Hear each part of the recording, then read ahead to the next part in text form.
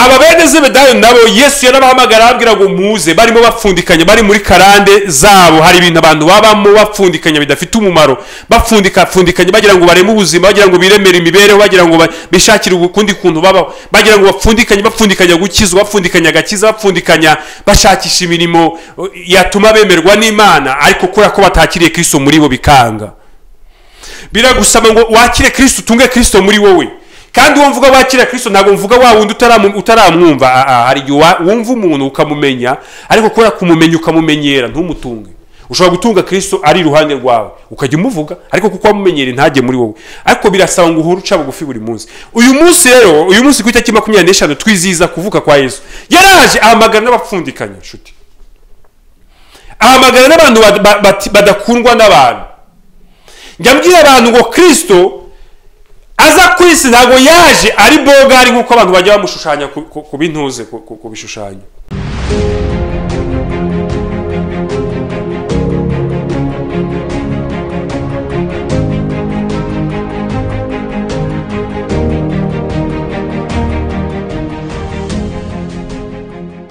Yesu ndashimwe inshuti z'Imana, ndabasuje mu izina rya Yesu Kristo. Bakunzi b'Impuhwe TV, nitwa Pastor Placide. Ngira ngo si ubwa mbere mumbonye kuri kamera z'Impuhwe TV. Mbere nabonetse kuri kamera z'Impuhwe TV ntanga ubuhamya bw'ubuzima naciyemo, bwari bugoye, bwari buruhije, kandi ni nawo ministeri cyane muri iyi minsi indimo mu mutima yo gutanga ubuhamya no kwigisha no kuvuga uburyo ubuzima bwa gipfubyi cyangwa se ubuzima bwo kuvuka mu buryo busa nkaho abantu batemera. Buryo abantu batemera nyamvuga n'ubuhe ni bwa bundi umumama n'umupapa bashobora kubyarana, cyangwa umusore n'inkumi bakabyarana umwana bamwe bita ngo batateganyijwe, ariko ku Mana bateganyijwe kura ko Imana yabwiye Yeremiya ngo nakumenye ntarakurema ngo utarabaho nari nkuzi, ngo ndangije ngushyira kugira ngo umuhanuzi uhanurire amahanga.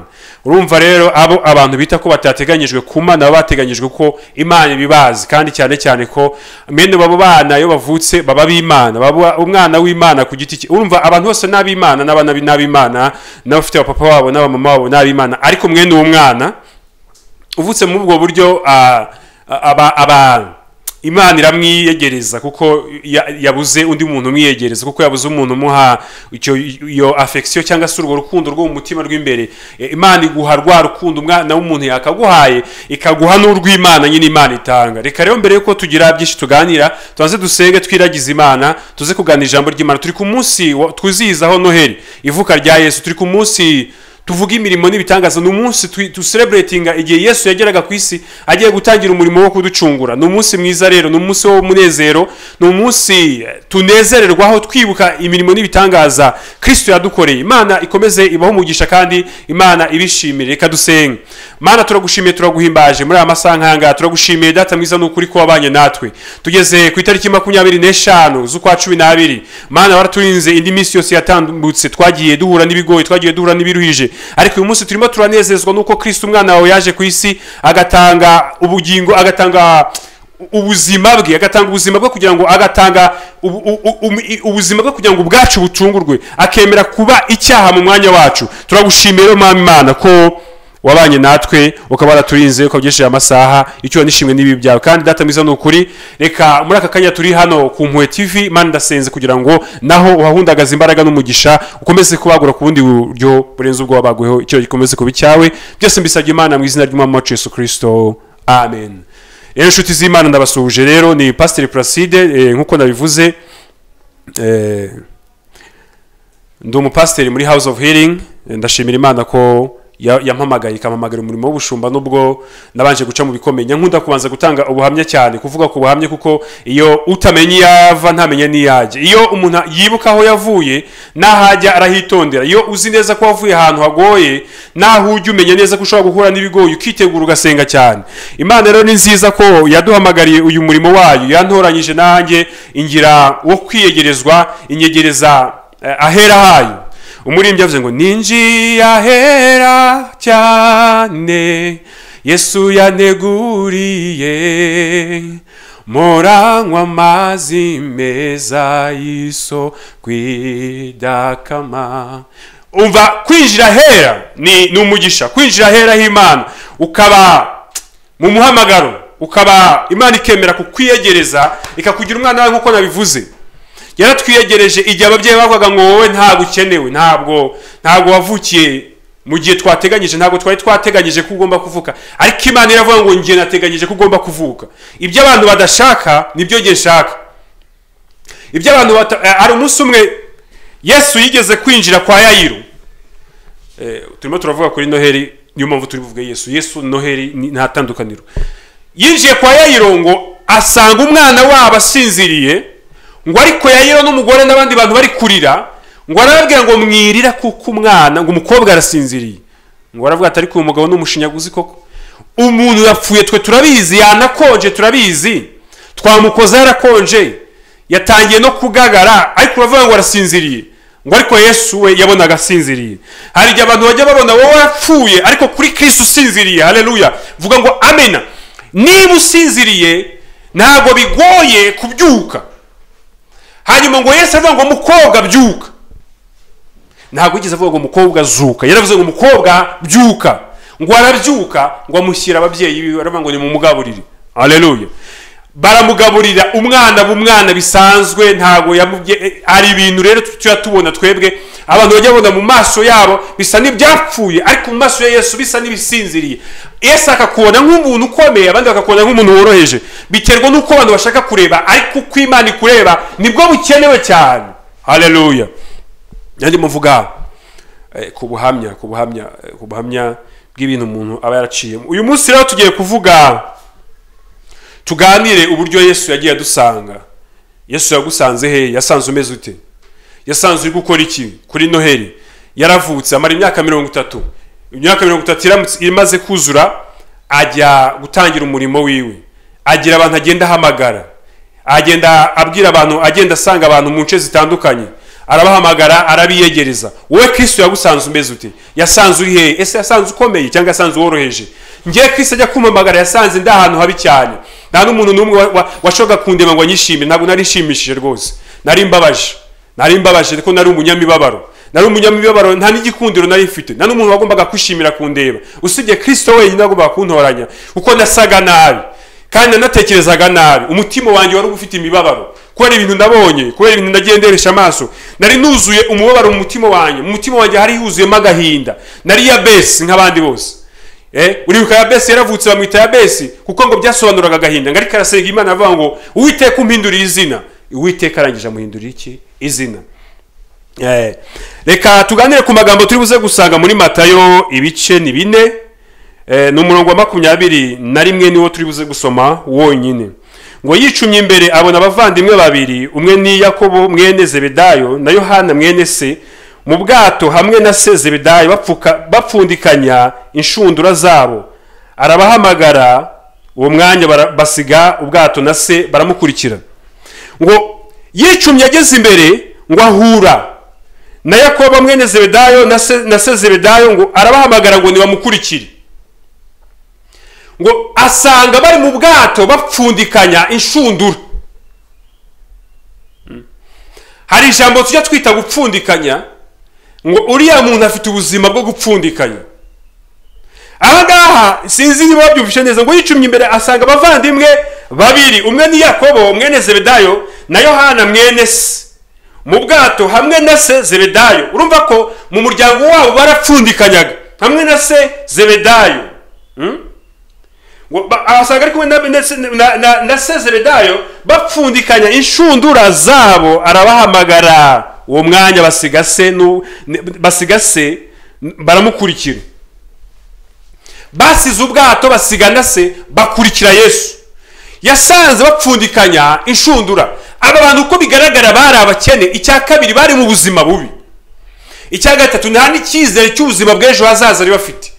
Ariko asanga bari bo barapfundikanya, izi shundura zari zaracikaguritse, ibyo barobeshaga aho bashakiraga, inzira bacagamo zose ntago nta shusho zari zifite.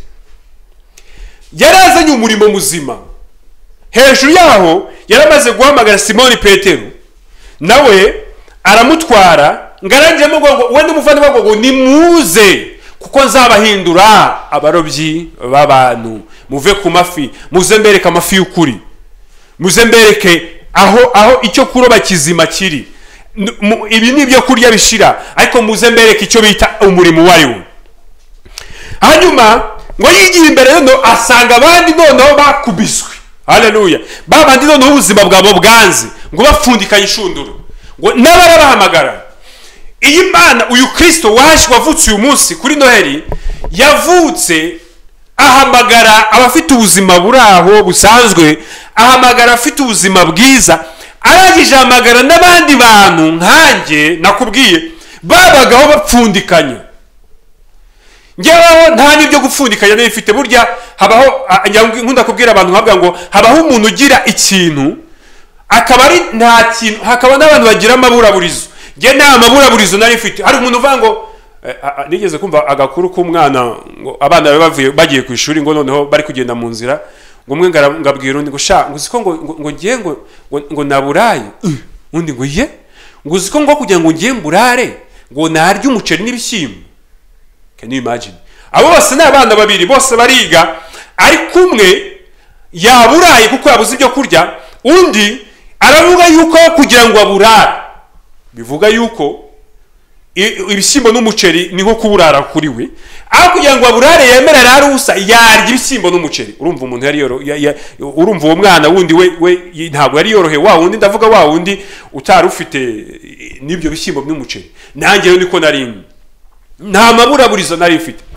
Ariko Kristo aramamagara, nawe araguhamagara. Buri muntu wese muri ibyo byiciro bitatu mvuze yisangamo. Hari abo yasanze bimeze neza arabahamagara kuko ntabwo Yesu yanga bameze neza. Hari nabo yasanze bitameze neza asanga n'abandi bantu badafite namba arabahamagara kuko niwe wagombaga kubabera byose muri byose. Ngo arangije asanga bapfundikanya ahantu harimo n'ikintu cya karande. Nubyitegereza neza ugasoma neza ijambo urasanga bari gupfundikanya inshunduro zabo bari kumwe na se Zebedayo. Yesu avuga ngo muve muri karande mbi, muri izo karande muze mbereke aho mujya gukorera, muve mu bintu byo gupfundikanya, muze mbereke umurimo tugende dukorere Imana ihemba neza, dukorere ijuru. Arangije abahamagara bajyana nawe. Nshuti yanjye, abantu bapfundikanya muri iki gihe ni benshi. Abantu bo gupfundikanya inshundura n'urugupfundikanyije rugacika ni benshi. Ndagira ngo nkubwire ngo niba hari ijwi ry'Imana riguhamagara kuri uyu munsi wa Noheli, cyangwa se ni iminsi turi kujyamo ya Noheli, no muri iminsi y'iherezo ry'umwaka, wumva icyo Imana ikubwira, wumva icyo Imana iguhamagarira, ntucike intege zo kwitaba. Ijambo ry'Imana rivuga ngo dore mpagaze ku rugi ndakomanga, ngo uzumva ijwi ryanjye agakingura nzinjire iwe dusangire. Aba bahungu ba Zebedayo ntabwo batindiganyije, ntibashatse no gukomeza gukuruka kuri se. Hajya bavuga ngo ngewe mu muryango wanjye barambwiye ngo gukizwa, barambwiye ngo ibyo va ku bantu, kurikira Yesu. Nukurikira umuntu uzabona umuntu, nukurikira Imana uzabona Imana. Urashaka kubona abantu cyangwa urashaka kubona Imana? Yesu niba avuga ngo kurikira nta bindi. Nkurikira, gendera mu byo ngenderamo, gendera mu byo nshaka, kora ibyo nshaka. Uyu mwaka wa 2020 wabaye umwaka wagoye benshi, ariko ubana mwaka mwiza ku bantu benshi. Kubera iki? Abantu bamwe hari ibintu bize muri uyu mwaka batari bazi ko bishoboka. Hari ibintu batari bazi ko bishoboka muri uyu mwaka byashobotse. Hari abantu bari bazi ko bagiye gupfa batapfuye. Hariho n'abandi bantu bumvaga yuko aribo bayoboye isi n'ibiyuzuye byose, ariko korona ije cyangwa izi ndwara zije zirabacanga, benshi zinabageraho. Ndagira ngo wumve ko ni umwaka wo gusobanukirwa, wabaye umwaka wo kumenya Imana nyakuri yawe. Uyu mwaka ngira ngo abantu benshi batandukanye n'abashumba babo bajya gusenga bonyine. Uyu mwaka nibwo umuntu yamenye uwo uriwe. Niba uyu mwaka urangiye utazi uwo uriwe, umenye ko utazigera wimenya n'undi munsi. Kuko nimba insengero nyinshi zarahagaritswe kubera korona, zamara guhagarara abantu bakajya basenga mu buryo bashatse uburyo basengamo. Ibi byari byarahanuwe kuko ijambo ryavuze ngo nzateza inzara, ngo ntagaza bari inzara yo kurya n'iyo kunywa, bari inzara yo gushaka ijambo ry'Imana. Ngo abantu bazajya kubita hirya n'ino barishake bari buri. Ariko mbere barigeze kurigira bakarikerenza. Uyu mwaka n'umwaka abantu ntekereza yuko babonye abo abari bo. Umunyabyaha arimenye, hari igihe umuntu abaho ntimenye kuko atagiye n'umwanya wo kwigenzura no kwitekerezaho. Abandi bantu ndibuka ari abantu bajya bagendera ku bintu bareba bakagira ngo gakiza nawo kubaki. Ndibuka ari umuntu tugeze kuba turi gusenga ahantu, umuntu avuga ngo ngiziyereko ngo mbona ngo abantu bambaye imyenda imeze gutya na gutya, ngo bazamuka bajya mu ijuru bambaye imeze gutya ngo barasigara. ntago nshaka kubyinjiramo kugira ngo hatagira umuntu wumva ko ari abantuza urutoki. Hanyuma ngo noneho mu gihe akibivuga umukozi w'Imana aramubwira ati ariko umukozi w'Imana ati undi ati ikintu cy'ubusambanyi ukizihe iki? Undi ati yo, kandi ubwo muri abo bantu bari bambaye gutyo yavugaga yararimo ngo disi ngo nicyo cyaha cyanjye ngo cyananiye kukireka ngo n'ubu ngubu rwose ngo nicyo kibazo ngira. Wagiye mu ijuru ujyanye ibyaha abandi barasigara kuko bambaye ko utari wambaye. Wowe ufite ijuru ry'ibyaha ariko Imana yanga imyenda ntiyanga icyaha, ahubwo wowe bese nta kibazo wowe yakuretse kuko wambaye uko nguko, isiga babandi kuko bambaye kuriya kandi wowe wari winjiranyemo ibyaha. Namubwiye namwe rero iryo juru wabonye ntago ari ryarindi twe dutegereje kuzajyamo, waryibeshyeho. Numwaka abantu basobanukiwe abo baribo naho batabikubwira barizi. Kutimenya rero ni ikintu kibi cyane nacyo. Ngira ngo mwari aba bantu rero nari ndimo mvuga kuri aba basore babiri Yesu yahamagaye, abahamagaye basanga barimo bafundikanya ubuzima butagenda. Arangije ngo arababwira ngo ni muze. Hano hejuru yabwiye Petero, Simoni Petero n'umuvandimwe ngo nzabagira abarobyi b'abantu. Hari igihe umuntu ajya kuroba bitari ngombwa kandi Imana yaramuhamagaye kuroba abantu. Ifi z'Uwiteka ni abantu bazimiye muri uyu mwaka, abantu bazimiye mu gihe cyatambutse. Imana yashaka ngo uzubarobe. Yesu araguhamagara muri uyu munsi wa none kuri Noheli, arashaka ko nawe uza ukinjira mu kuroba amafi yiwe. Abantu bagiye bazimira, ufite abaturanyi, ufite inshuti zawe, ufite abo mubana hirya no hino ku isi, abari Burayi ufite abo mubana. Ari ukuntu abantu bazi ko kubwiriza ubutumwa ari uguhora abantu bahagaze ku gatuti nk'aka gakamagazeho bavuga nk'uko mvuga. Ubutumwa bwiza ububwirisha imyifatire yawe. Gira imyifatire y'abakijijwe, gira imibereho y'abakijijwe. Ijambo ry'Imana ngo mumeze nk'umudugudu ngo utuyahirengeye ngo ntago basha guhishwa rwose. Nukuvuga ngo uko uri niba uri umudugudu aho uri igisha ijambo ry'Imana. Yesu yavuze ngo mugende amahanga yose. Umuhamagaro wacu n'ubushake bw'Imana nuko tugenda amahanga yose tukajya tuyigisha ijambo ry'Imana ngo abazizera muzabatize mu izina ry'Umwana rya Data n'Umwana n'Umwuka Wera. Hamaze kwizera bangahe aho uri? Yesu yaguhamagaye aravuga ngo reka ibintu byo gupfundikanya ngo umurimo. Hari gishobora kuba uri gupfundikanya mu buzima bwawe n'ubuzima busanzwe butari kugenda kubera ko hari ibintu utari gukora aho ngaho kandi byoroshye cyane. Ushobora kubyuka ukabwira umuntu uti Imana iragukunda, icyo kintu cyonyine. Harimo abantu bazi ko Imana itabakunda, nanjye inshuti zanjye nari ko Imana itankunda, nabonaga inyanga, nakwira muri miriwari nkabona ni igisore kibi nari mubi cyane, nabonaga ndi mubi cyane. Kandi kuko nari nararakaye, maso yaratukuye, narabyukaga mu gitondo aho nabaga ngafata 200 nkagenda ngafata kagacupa k'urwagwa murakazi gatoya, ngashyiramo akagwa nkirirwa ninyweraho kugira ngo ntabone umwanya wo gutekereza.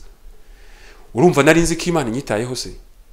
Ndibuka umunsi umwe umuntu w'umusore umwe bitaga Atanazi ndamwibuka, yasanze ndwaye malaria mba mu kazu nabagamo gatoya ahantu bari bancumbikiye.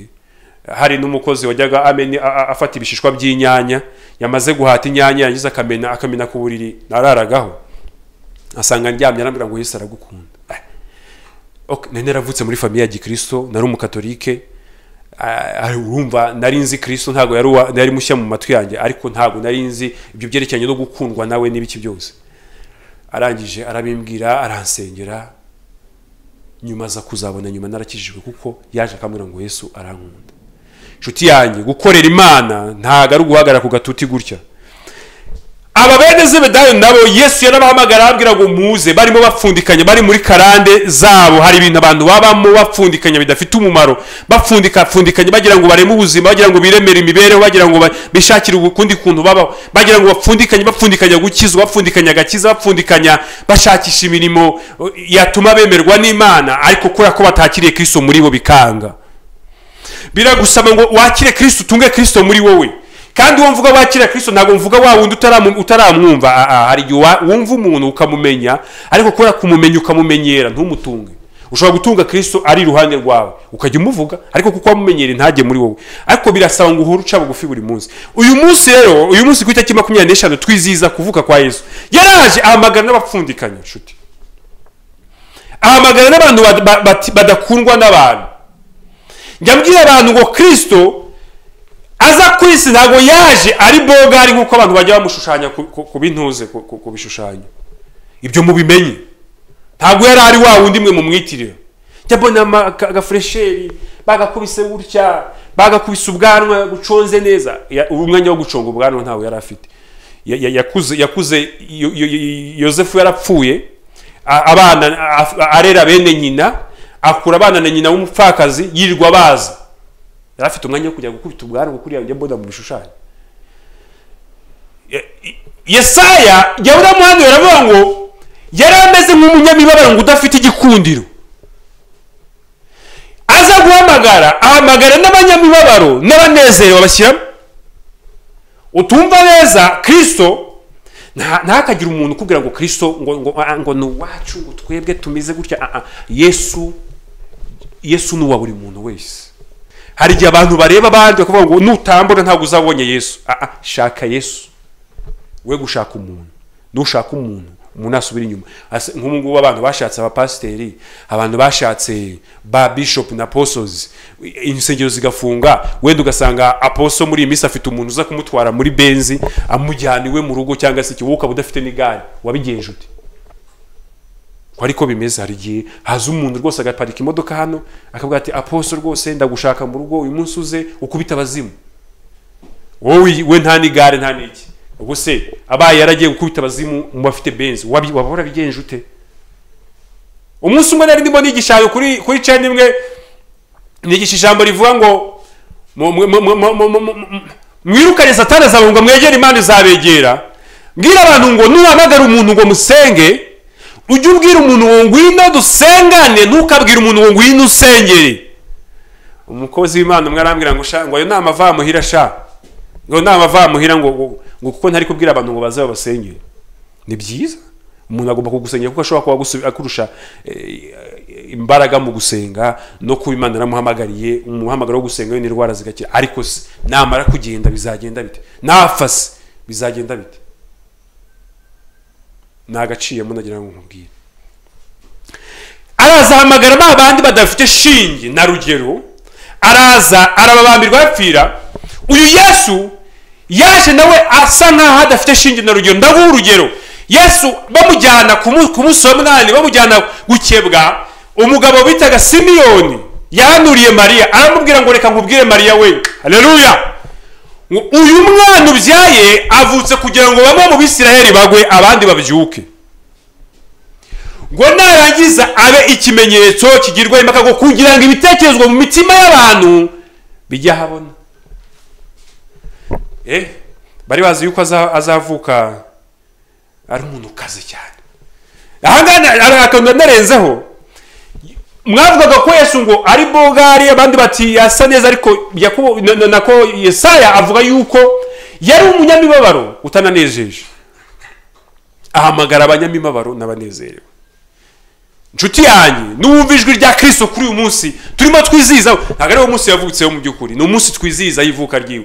Uyu munsi cyangwa se n'indi minsi utangire wumve ko Kristo usabane nawe, umwakire mu mutima wawe.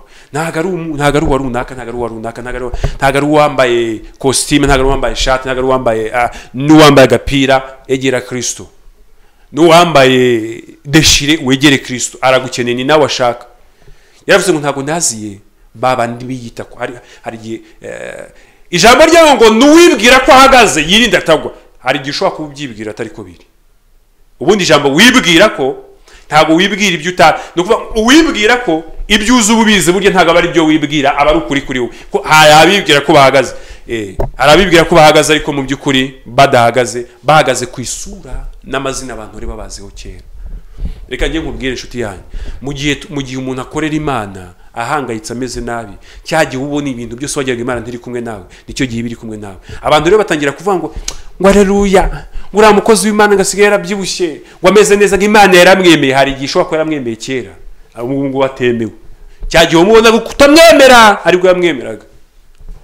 Cyagiye yarameze nabi, abenye burya yaranyunyutse mu maso, ariko Imana yamwemeraga kuko ashobora kuba aribwo yarari mu bihe neza. Cunga sana, ureke kwitiranya ibintu. Aba bene Zebedayo Imana irabahamagara ibatandukanya na Zebedayo. Yesu ajya duhamagara akadutandukanya n'imiryango, igasigara ivuga ngo uriya yaratunaniye, uriya sinzi ibyabamo, uriya, ariko Kristo akavuga ngo dore umwana wanjye nkunda, dore. Yesu umunsi umwe baramusanga arimo yigisha avuga ngo nyuku na bene so baragushaka. Ngo arangije avuga ngo bende data ni bande? Data ninde cyangwa mama ninde? Ngo nabo abo bicaye imbere yanjye bakurikije ijambo ryanjye nibo bavandimwe banjye. Kandi ijambo ry'Imana ngo niwe fura muri bene se benshi, no kuvuga ngo nge nawe turabavandimwe ba Kristo niba umwizera. Uyu munsi kuba umuvandimwe wacu yavutse turi mu minsi yo kwizihiza ko yavutse, navuke abe mu mitima yacu by'ukuri, abe mu mitima yacu by'ukuri, tugire Kristo nyawe. Ndimo ndasoza reka mvuge ngo Yesu yasanze dupfundikanya, asanga upfundikanya nanjye mpfundikanya. Wenda ashobora kuba yasanze bimeze neza, ariko mu gupfundikanya kwawe jugunya inshundura ukurikire Yesu. Reka gupfundikanya, reka kwereka icyo gukora, reka gukora ikumazo. Umugabo bita Mbonyi yavuze ngo kondushaho kungegera, amaso yanjye arahumuka, azirikira ku birenge byiwe, unumva amagambo angomeza, umutima wanjye uramukunda. Inshuti zanjye rero ndimo soza, ndabifuriza kugira umunsi wo kwizihizaho Noheli mwiza. Ndabifuriza kugira ngo uyu mwaka murangize neza, murangize uyu mwaka musenga Imana, mwinginga Imana, mwegera Imana, musabana, ariko munirinda ubwandu bwa corona, kuko burya ijambo ry'Imana rivuga ngo nubura ubwenge zakoreka. Dukwiye no kubaha, kandi dukwiye kubaha n'abayobozi batuyobora kugira ngo tugaragara imbere y'Imana nk'abakiranutsi. Uribuka ko Yesu yabwiye umugaragu we w'Imana ari we Petero amubwira ngo genda urobe ukuremo ifeza mu ifi, nurangiza uyitange ku bwanjye no ku bwawe. Inshuti yanjye rero ngomba kubahiriza n'amabwiriza leta yashyizeho, kuko nabo ni pati y'umwe mu buyobozi bw'Imana. Imana ribaho umugisha. Rero ndashoje, nitwa Pasteur Placide. Ndumva ibyo ari byo byose tuzadukomeza kuganira ijambo ry'Imana. Uramutse ushatse wambona, uramutse ari uburyo bwinshi wambonamo. Imana ikomeze kugumugisha. Rero ndagushimiye ko wakurikiye ijambo ry'Imana, ndagushimiye ko wabanye natwe. Icyo ngusaba no gukurikira Kristo, ukumva umugambi w'Imana, ukumva icyo Imana igushaka. Reka dusoze dusenga Imana. Mwami ndagushimiye, ndaguhimbaje kuri Imana nziza, ndagushimiye ko uri umurengezi wacu, ndagushimiye kubana natwe iminsi yose, wabanye natwe ku matariki ya mbere Mana y'umwaka n'intangiriro z'umwaka, ukabugejeje amasaha ukiturinze ishimwe n'ibibi ryawe. Turi ku munsi data mwiza twizizaho kuvuka ku mwana wawe ari we Yesu Kristo, ari nawe mwami wacu Yesu Kristo. Ndasenze ngo data mwiza n'ukuri buri muntu wese warukurikiye iri jambo ryawe warucishiye muri ngewe, ngo mukomeze muri uyu mwaka mu izina rya Kristo. Imbaraga zawe zikomeze kumugaragaraho ubudahangarwa. Ndamusengeye ngo uyu mwaka wa 2020 urangire abonye imigisha yose wamugeneye muri uyu mwaka, kandi Imana Nyiringabo anesheje byamunesheje muri uyu mwaka mu izina rya Yesu Kristo. Kandi ndasenze ngo uriya mwaka wa 2021 azawutangire ari umuneshi ndetse no kurushaho. Kandi Imana Nyiringabo abantu bawe bawutangirane umunezero. Ndakubita hasi imbaraga z'indwara, imbaraga z'ibyaha, ibihiga abantu mu buryo butandukanye, byose mbitesheje agaciro mu izina rya Yesu Kristo. Reka Imana Nyiringabo bazawugendemo ari umwaka w'umunezero, ari umwaka w'ibyishimo, ari umwaka wo kunezerwa, ari umwaka wo gusarura, ari umwaka wo kubana nawe mu izina rya Yesu Kristo. Kandi guhera uyu munsi wa none Imana Nyiringabo ndasenze ngo abariraga amarira hore mu izina rya Kristo. Umuririmbyi w'amakora sinavuze ngo bwira abarira be kurira ngo gutabarwa kurabonetse. Mwami Imana, no mu bibazo utabara n'abantu batabona inzira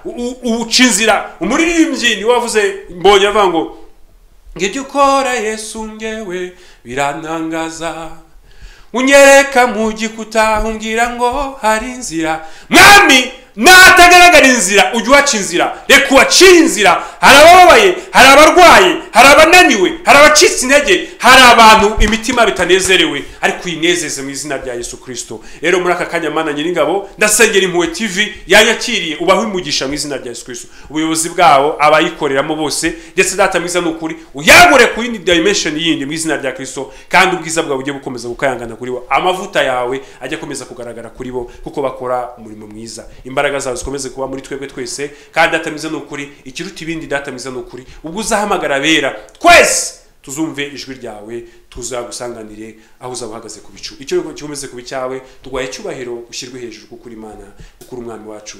Ni mu izina ry'umwami wacu Yesu Kristo nsenze nizeye, amen.